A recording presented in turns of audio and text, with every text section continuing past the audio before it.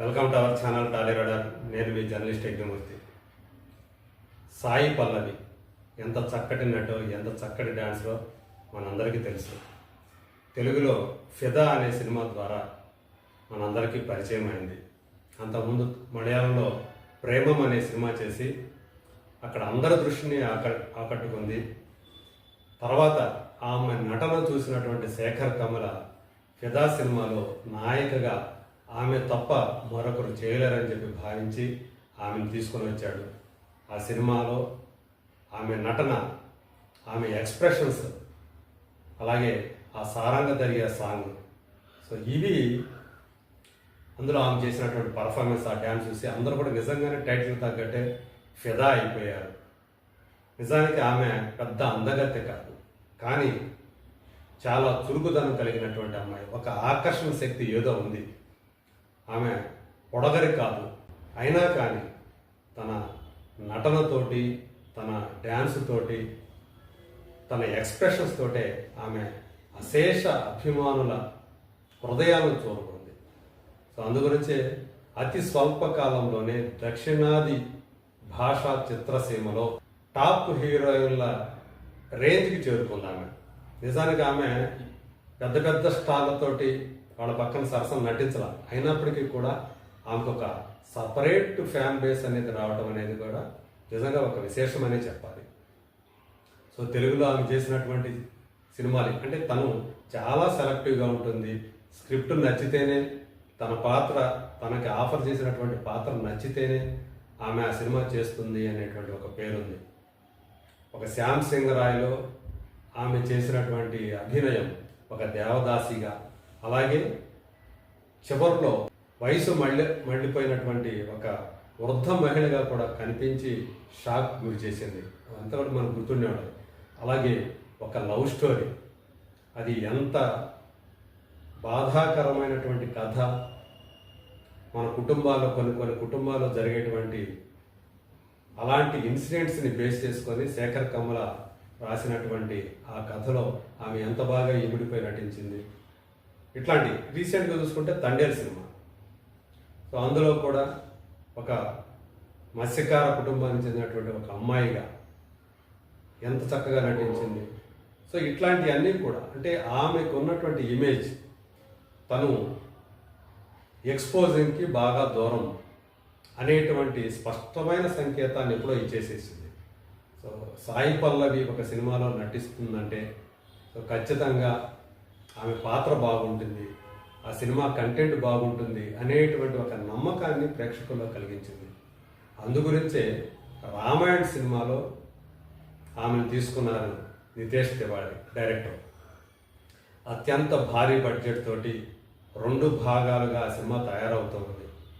Ranbir Kapoor so ఇవాళ బాలీవుడ్లో most happening స్టార్స్లో ఒకడు. అయితే యానిమల్ సినిమా చేసిన తర్వాత రాముడుగా అతన్ని జనం యాక్సెప్ట్ చేస్తారా అనేటువంటి ఒక ప్రశ్న తలెత్తింది. అది మాట్లాడుకున్నాం. ఇప్పుడు సీతగా నటిస్తున్నటువంటి సాయి పల్లవి మీద కొంతమంది ఒక సెక్షన్ ఆఫ్ నెటిజన్స్ విద్వేషాన్ని వెళ్ళగక్కుతున్నారు అనేటువంటి విషయం మనకి ఆ సోషల్ మీడియా ద్వారా తెలుస్తూ ఉంది. ఇది కొంతమంది అంటే నార్త్కి సంబంధించిన వాడు, ఉత్తరాదికి సంబంధించిన వాడు కావాలని సాయి పల్లవి మీద విషం చెందుతున్నారు అని చెప్పేసి కొంతమంది సోషల్ మీడియాలో తమ అభిప్రాయం కూడా చెప్తూ ఉన్నారు. సో ఇంతకీ సాయి పల్లవి మీద వస్తున్నటువంటి ఆ కామెంట్, సోషల్ మీడియాలో కొంతమంది వ్యక్తం చేస్తున్నటువంటి అభిప్రాయాలు కానివ్వండి, ఆమె మీద వెళ్ళగలుగుతున్నటువంటి ఆ విషయం ఎలా ఉంది ఒకసారి చూద్దాం. ఈ విక్కీ అనే అతను Sai Pallavi is most ugliest actor in south industry, still don't know why she is taken at first. అంటే సీత పాత్రకి ఆమెను ఎందుకు తీసుకున్నారు, ఆమె సౌత్ ఇండస్ట్రీలోనే ఆమెది అగ్లియెస్ట్ ఫేస్ అని చెప్పేసి ఇతను విక్కీ అనే అతను తన విషయం కక్కాడు. పైగా అంతటితో ఆగల అతను.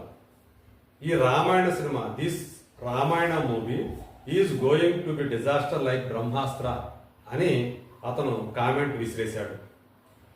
Sai Pallavi is sympathiser of Pakistan అని చెప్పేసి కూడా మాట్లాడాడు. అంటే ఇది స్పష్టంగా తెలిసిపోతుంది. ఒక సెక్షన్కి సంబంధించినటువంటి మతపరమైనటువంటి అభిప్రాయాలు కలిగినటువంటి ఒక వ్యక్తి అని చెప్పేసి తెలిసిపోతుంది. ఆమె ఏదో ఒక ఇంటర్వ్యూలో ఆమె మతం గురించి మాట్లాడకుండా ప్రజల గురించి మాట్లాడి, ఏ దేశం ప్రజలైనా సరే అందరూ కూడా మనుషులే కదా అని చెప్పేసి మాట్లాడిన దాన్ని ఆమె పాకిస్తాన్ సింపథైజర్ అని చెప్పి చేసేసారు. అలా ఆమెకు ముద్ర వేసేసారు అనమాట. నిజానికి ఆమె చెప్పిన సందర్భం వేరు, ఆమె మనసులో ఉన్నది వేరు. అసలు దానికి ఆమె అంటే ప్రజలను ఉద్దేశించి మన దేశ ప్రజలైనా పాకిస్తాన్ దేశ ప్రజలైనా అందరూ కూడా మనుషులే కదా అని ఆమె ఏదైతే చెప్పిందో దాన్ని వక్రీకరించేసి ఆమె పాకిస్తాన్ని సమర్థిస్తుంది, పాకిస్తాన్ సానుభూతి పరురాలు అని చెప్పేసి ముద్ర వేసేశారు. అందులో భాగంగా ఇదన్నమాట. ఇలాంటి హేట్ రెడ్ వస్తూ ఉంది. ఇంకొక అతను కాజల్ అగర్వాల్, సాయి పల్లవి ఫోటోలు పక్క పక్కన పెట్టి కాజల్ అగర్వాల్ ఏమో ఇట్లా ఉంది అంటే రావణుడి భార్య, సాయి పల్లవి ఫోటో ఎట్లా పెట్టారంటే ఒక తెల్ల శారీ కట్టుకొని తల మీద ముసుగేసినట్టుగా వేసినట్టు ఒక ఫోటో పెట్టి ఈమె మా సీత అని చెప్పేసి అట్లా పెట్టారు. అంటే అక్కడ వాళ్ళ ఉద్దేశం చాలా స్పష్టంగా తెలిసిపోతుంది. వీళ్ళు ఏమంటారంటే కాజల్ అగర్వాలే సీతగా చేస్తే బాగుండేది అని చెప్పేసి వీళ్ళ ఉద్దేశం అనమాట. సో అట్లా ఆ రకంగా కూడా, ఎందుకంటే కాజల్ అగర్వాల్ మనకు తెలుసు కదా, ఆమె ఉత్తరాది నుంచి వచ్చిన అమ్మాయి, సాయి పల్లవేమో ఇక్కడ దక్షిణాది అమ్మాయి. ఆ రకంగా వాట్ ఈస్ దిస్ క్యాస్టింగ్ అని చెప్పేసి దానికి పెడుతూ ఉన్నారు.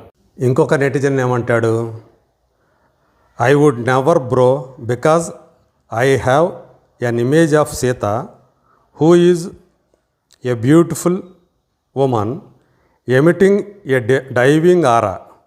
Even my last choice won't be Sai Pallavi అని అతను తన విషయాన్ని వెళ్ళగక్కాడు. ఇంకొక అతను అంటాడు, no one is ready to accept Sai Pallavi in Sita role అని చెప్పేసి అతను చెప్తాడు. అంటే ఎవరు కూడా సీత పాత్రలో సాయి పల్లవిని ఒప్పుకోరంట. ఎందుకని ఒప్పుకోరు? మనకు తెలుసు, ఆదిపురుష్ అనే సినిమాలో ప్రభాస్ని రాముడిగా జనం యాక్సెప్ట్ చేశారు. అతని ఆజానుబాహు రూపం సరిగ్గా శ్రీరాముని పాత్రకి సరిపోయింది అని చెప్పేసి అందరూ కూడా అంగీకరించారు. అయితే సీత పాత్ర చేసినటువంటి కృతి సనన్ మీద విమర్శలు బాగా వచ్చాయి.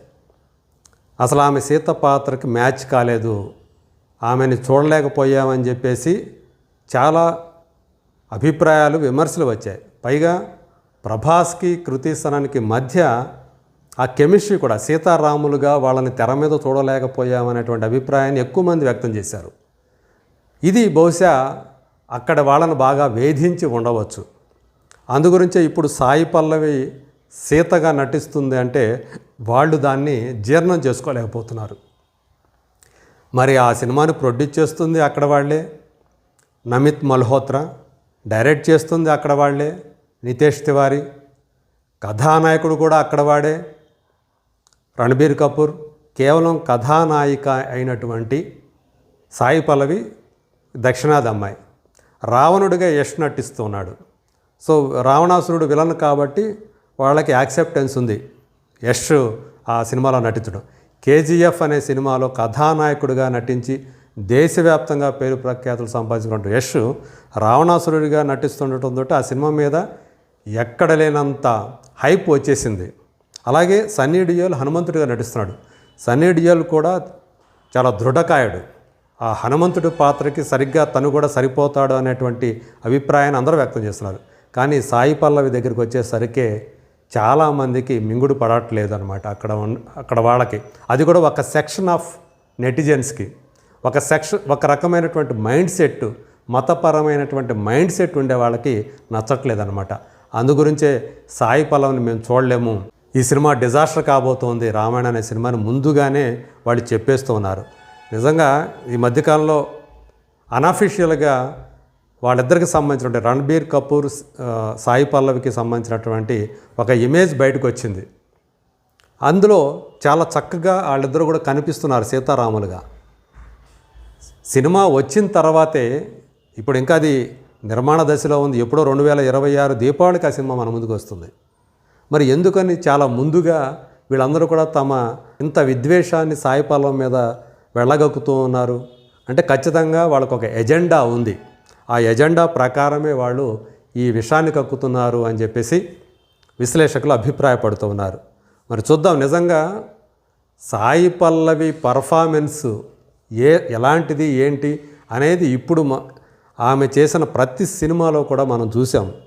మరి ఆ సీత పాత్ర రావటం అనేది తనకు లభించినటువంటి గొప్ప అదృష్టంగా ఆమె ఆల్రెడీ సోషల్ మీడియా ద్వారా తన అభిప్రాయాన్ని వ్యక్తం చేసింది, తన సంతోషాన్ని వ్యక్తం చేసింది. ఖచ్చితంగా సీత పాత్రలో సాయి పల్లవి గొప్పగా రాణిస్తుందనేటువంటి నమ్మకం సినీ ప్రియుల్లో ఉంది. 2026 దీపావళికి మనం చూడబోతున్నాం అనేటువంటి నమ్మకాన్ని కూడా వాళ్ళు వ్యక్తం చేస్తున్నారు. చూద్దాం ఏమవుతుందో రేపు. ఆమె సినిమా రిలీజ్ అయ్యాక కానీ సీత పాత్రలో ఆమె ఇమిడిపోయిందా లేదా అనే విషయం బయట ప్రపంచానికి తెలిసిపోతుంది. అప్పుడు మాట్లాడుకుందాం మళ్ళీ.